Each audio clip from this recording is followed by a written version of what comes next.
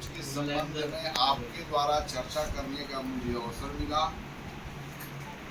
विगत कक्षा में मैं त्रिभुज के बारे में बताया, यहाँ तक बताया कि बहुभुज क्या है और बहुभुज एक विशेष प्रकार के बहुभुज को ही त्रिभुज है। तो आइए, जहाँ पर मैं आपको छोड़ा था वहीं से मैं आपको आगे लिए चलता हूँ।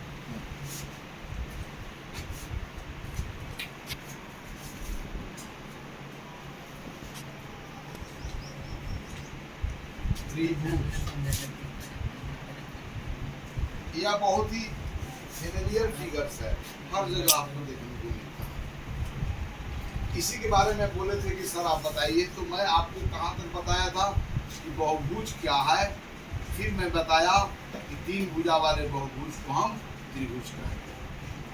तो पिछली बात कहा था बहुभुज की, मैं आपको बताया था पॉलीगॉन। पॉलीगॉन के मतलब बोला था कि वह फिगर जो केवल वह फिगर मतलब वह बंद आकृति जो केवल रेखाखंडों से मिलकर के बना हो, उसे हम लोग क्या कहेंगे? बहुभुज। तो बहुभुज कैसे बोलेंगे? वह आकृति, the figure which is only made up of line segments, वह आकृति जो केवल रेखाखंडों से मिलकर के बना हो। किसे बना हो? रेखाखंड से। तो वह आकृति जो केवल रेखाखंड से, तो कैसा आकृति? सरल बंद आकृति। कैसी आकृति? सरल बंद। तो वह सरल बंद आकृति जो केवल रेखाखंडों से मिलकर के बना हो, इसे आप लोग क्या कहोगे? बहुभुज। उस आकृति का कहेंगे बहुभुज। जैसे देखिए, अब देखिए यह भी आकृति रेखाखंडों से मिलकर के बना है, तो क्या इसे बहुभुज कहा जा सकता है? नहीं, क्योंकि यह क्लोज फिगर नहीं है। अब यह भी केवल रेखाखंडों से मिलकर के बना है और बंद आकृति भी है, तो क्या इसे बहुभुज कहेंगे? यस। तो क्या यह भी बहुभुज है? यस। तो क्या यह भी बहुभुज है? नो। यस। यस। क्यों कह रहे हो? क्या यह केवल रेखाखंडों से मिलकर बना है? अगर इस पार्ट की बात करें तो इस पार्ट की जो बात करें तो क्या यह रेखाखंड है, लाइन सेगमेंट है? No, this is not line segment. रेखाखंडों की बात हमने कर ली थी। इस सरल रेखा के वैसे भाग जिसके दो अंत बिंदु होते हैं उसे रेखाखंड कहा जाता है। लाइट ऑफ हो गया। तो अब क्या, अब देखिए मैं फिर पूछ रहा हूँ, क्या यह जो सिंपल क्लोज कर्व है क्या यह पॉलीगॉन है? नहीं। इसलिए पहले पॉलीगॉन को, किसी आकृति को पॉलीगॉन होने के लिए पहले सिंपल क्लोज कर्व होना चाहिए, बंद आकृति होना चाहिए। और ऐसी बंद आकृतियां जो स्वयं को कहीं भी काटता नहीं हो, तो ऐसा बंद आकृतियां को हम क्या बोलेंगे? हम लोग पॉलीगॉन। किसको पॉलीगॉन बोलेंगे? कौन बंद आकृति को? जो केवल रेखाखंडों से क्लोज हुआ। लेकिन यहाँ पर रेखाखंड और कर्व लाइन से यह जो सिंपल क्लोज कर्व मिला बना हुआ है, this is not a polygon. This is a polygon. This is not polygon. यह तो एक लाइन सेगमेंट है, लेकिन यह जो है वो कर्व लाइन का वो पार्ट है, नॉट कर्व। तो कर्व लाइन और यह स्ट्रेट लाइन सेगमेंट से मिलकर बना हुआ यह फिगर है, यह पॉलीगॉन नहीं है। क्योंकि पॉलीगॉन के पहला होने के लिए पहले आकृति को क्या होना चाहिए? सरल बंद होना चाहिए। कैसी आकृति होनी चाहिए? सरल बंद आकृति। पहला कंडीशन। फर्स्ट। सेकेंड, केवल रेखाखंडों से मिलकर के बना होना चाहिए।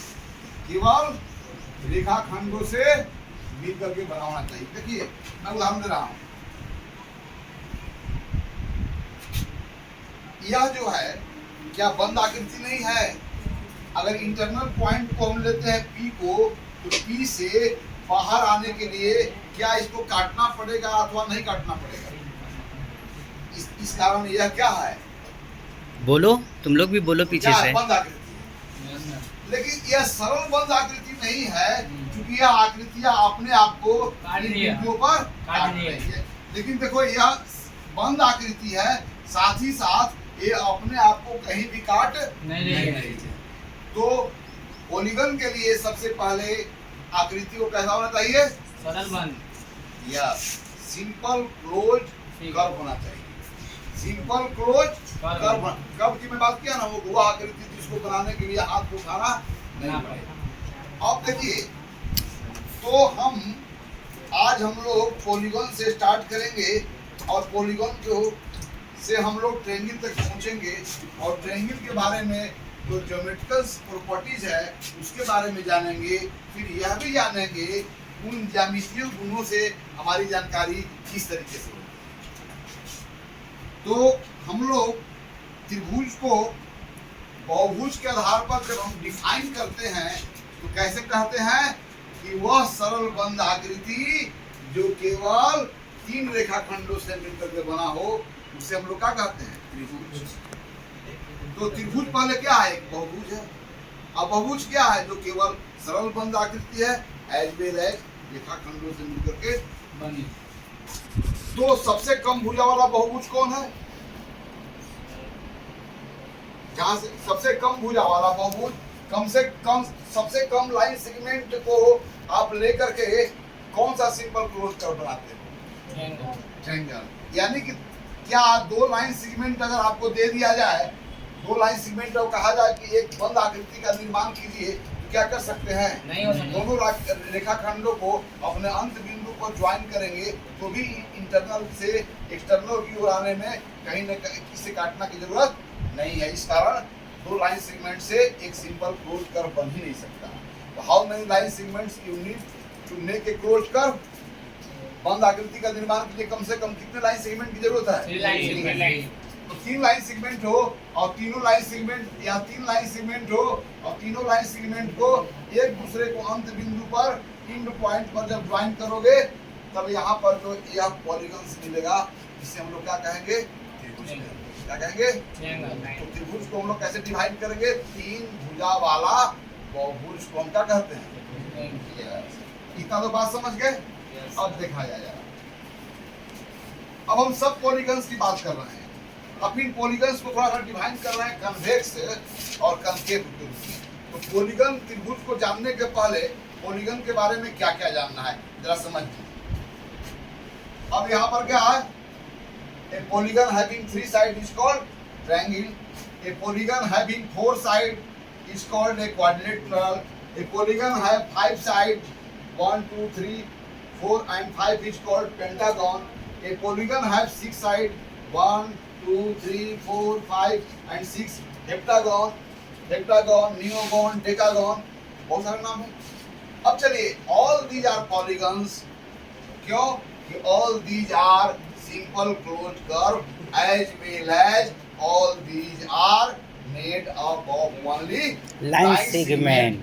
Because of having this property,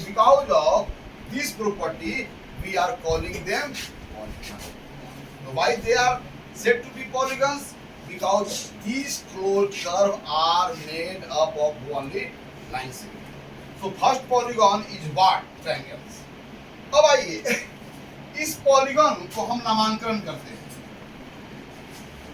पहला सवाल आपके मन में हो सकता है कि सर आपने पहले ही बताया एक्स वाई जेड के, आपने पहले सर बताया है कि all figures are made up of points, यानी पॉइंट्स जो है सभी फिगर का बिल्डिंग ब्लॉक्स है। तो इसमें तो इनफाइनाइट पॉइंट होंगे, लेकिन इन्हीं तीनों पॉइंट के लिए आप क्यों इसको रिप्रेजेंट कर रहे हैं? बाकी पॉइंट के लिए कोई लेटर का यूज नहीं किया।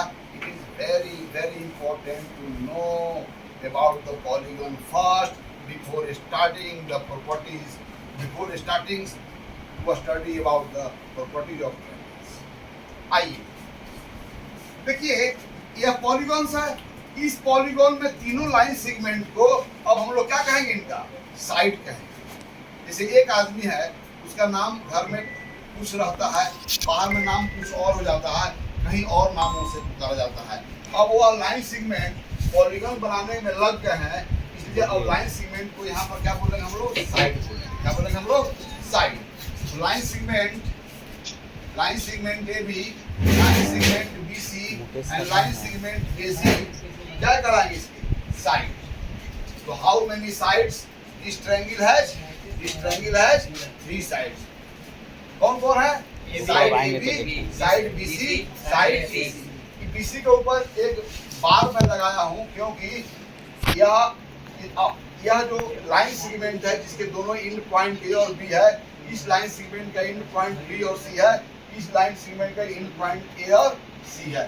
एंड पॉइंट ही डिसाइड करता है कि किस लाइन सेगमेंट की बात आप कर रहे हैं। In the same way triangle में यह जो पॉइंट्स है, जो दो लाइन सेगमेंट जिस पॉइंट पर इंटरसेक्ट करते हैं, इस पॉइंट को हम लोग क्या कहते हैं, तो बता सकता है।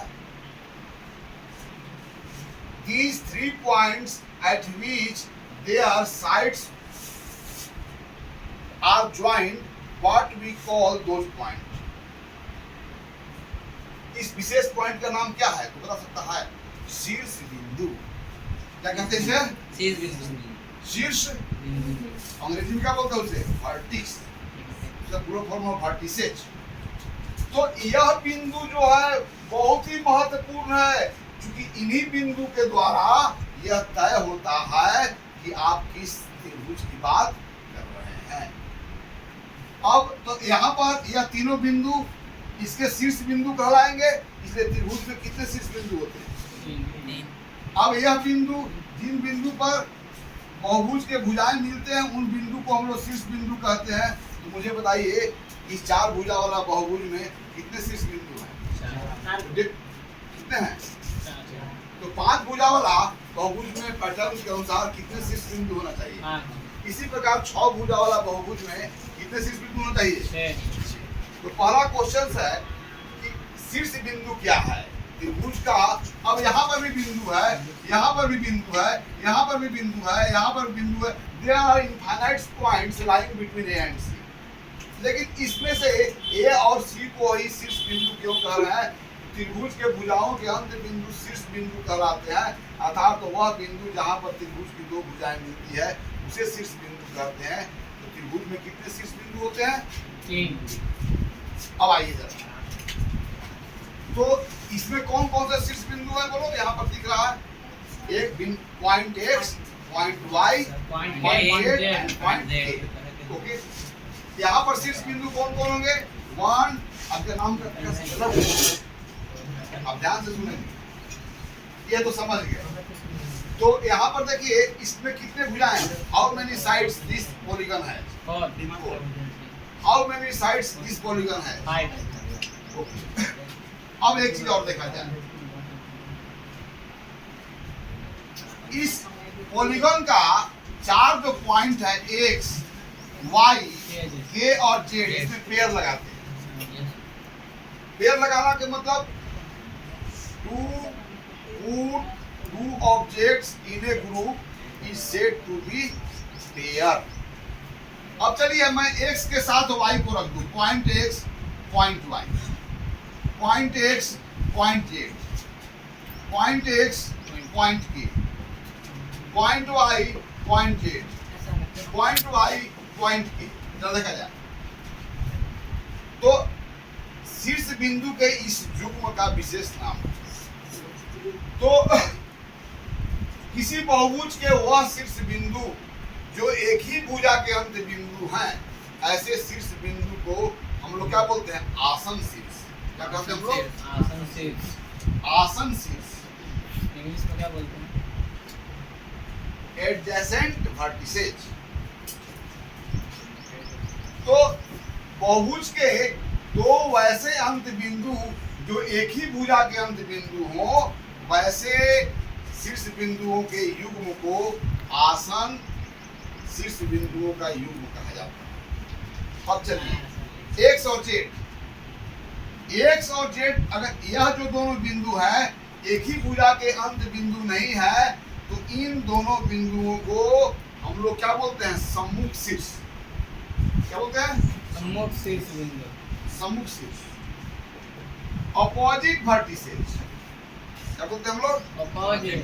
तो अब मुझे बताइए कि त्रिभुज में सम्मुख शीर्षों का कितने जोड़ी होते हैं? यहाँ पर देखो, x के साथ आप z को रख लिया, y के साथ आप k को रख लिया, तो इस चतुर्भुज में सम्मुख शीर्षों का कितने जोड़ी हैं? तो वेरीफाई। तो मुझे बताओ कि पंचभुज में सम्मुख शीर्षों का कितने जोड़ी होंगे? 2.50। पैटर्न छोड़िए। त्रिभुज में a के साथ b रखते हो, या a के साथ c रखते हो, या b के साथ c रखते हो, यही 3 पेयर बनेगा। तो क्या त्रिभुज में ab रखते हो तो एक ही भुजा का अंत बिंदु है, ac रखते हो तो एक ही भुजा का अंत बिंदु है, bc रखते हो तो एक ही भुजा का अंत बिंदु है। तो क्या त्रिभुज में सम्मुख शीर्षों का कोई युग्म होता है? नहीं। तो मैं पूछ रहा हूँ, वह कौन सा बहुभुज है जिसमें सम्मुख शीर्षों का कोई युग्म नहीं हो? क्या आंसर होगा? त्रिभुज। अब सम्मुख शीर्षों का युग्म के बारे में आप लोग सीख लिए, तो इसी के द्वारा एक जो है विकर्ण आता है, सब टर्म विकर्ण को परिभाषित करेंगे। What is called diagonal of line? विकर्ण। तो किसी बहुभुज का विकर्ण क्या है? किसी बहुभुज के विकर्ण वह रेखाखंड है जो सम्मुख शीर्ष बिंदुओं को मिलाने से प्राप्त होता है। तो त्रिभुज के सम्मुख शीर्षों को मिलाने से जो रेखाखंड प्राप्त होता है उसे हम लोग क्या कहते हैं? विकर्ण कहते हैं। सम्मुख शीर्षों के युग्म को, सम्मुख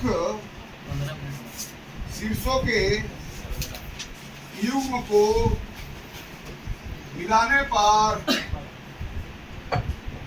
प्राप्त रेखाखंड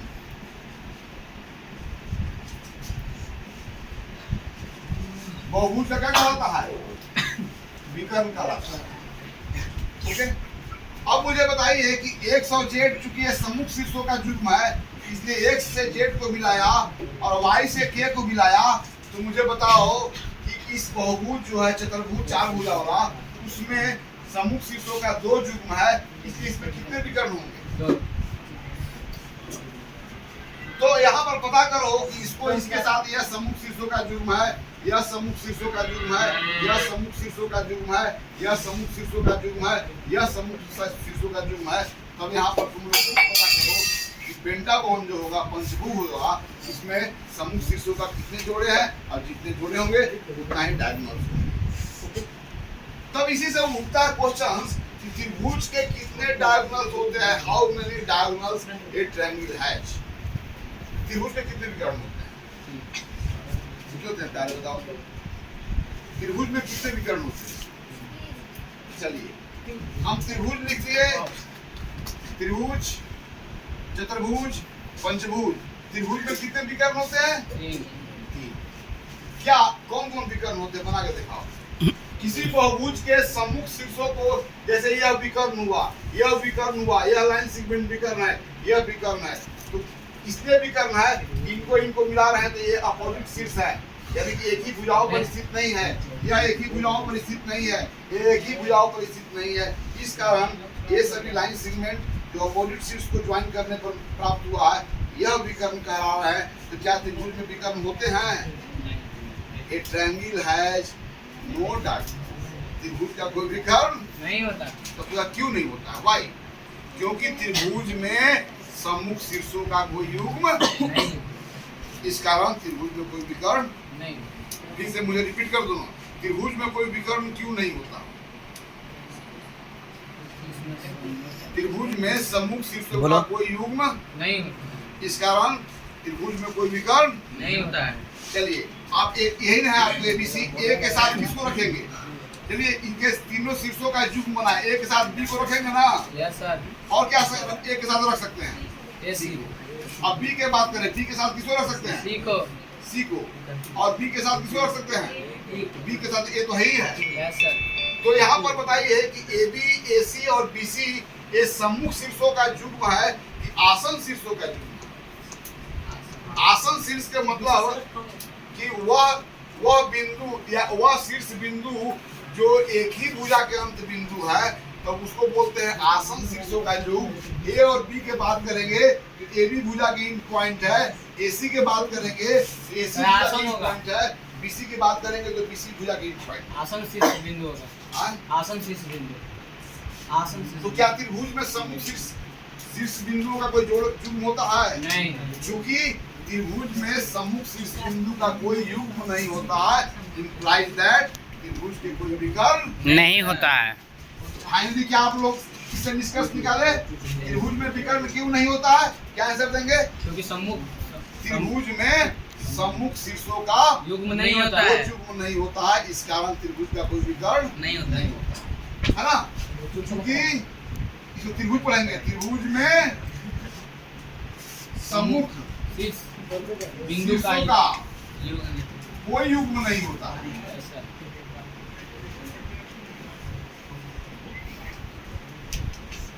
implies that त्रिभुज के कोई विकर्ण नहीं होता त्रिभुज के विकर्ण नहीं होते। Very fine.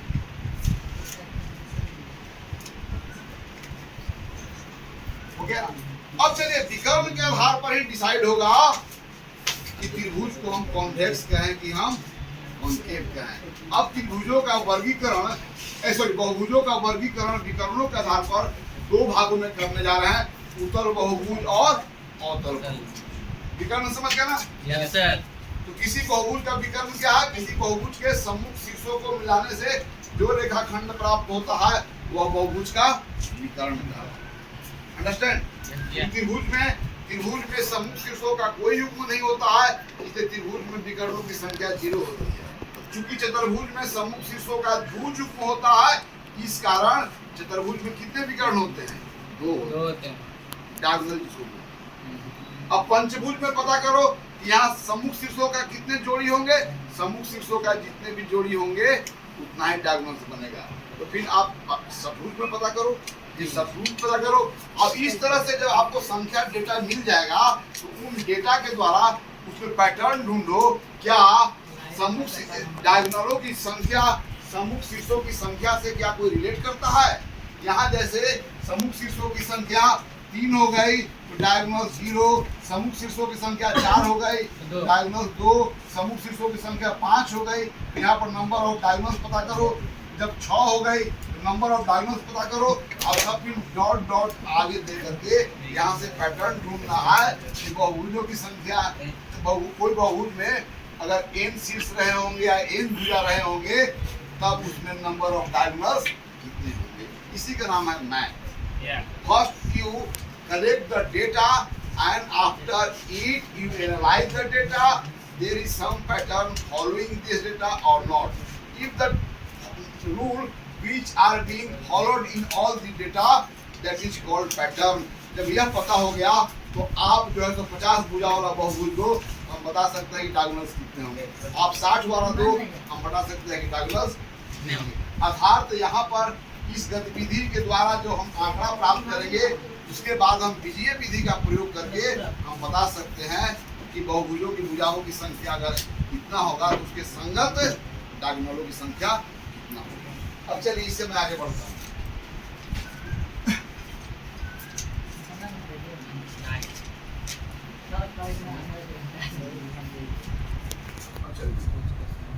तो हम लोग बहुभुजों का वर्गीकरण किसके आधार पर करने जा रहे हैं? विकर्णों के आधार पर।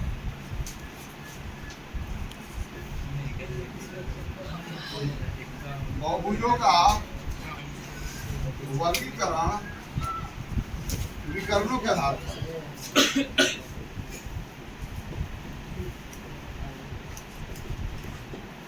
वाला क्या बोलेंगे हम लोग? उत्तल बहुभुज। क्या बोलेंगे हम लोग? चल बहुभुज। दूसरा क्या बोलेंगे? अवतल। ये तो आप लोग विज्ञान वगैरह में सुने होंगे, उत्तल दर्पण, अवतल दर्पण, उत्तल लेंस, अवतल लेंस। सुने हैं अवतल बहुभुज। गणित में आप लोग नहीं सुने होंगे। एक सुने हैं, इसको बोलते हैं कन्वेक्स पॉलीगॉन, इसको बोलते हैं कॉन्केव पॉलीगॉन।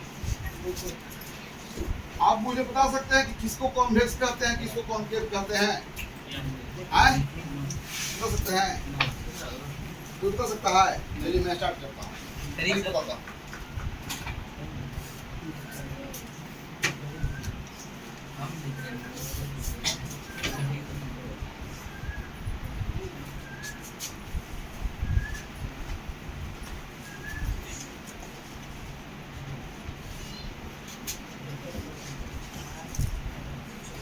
अब मुझे बताइए क्या यह सरल बंद आकृति है कि नहीं?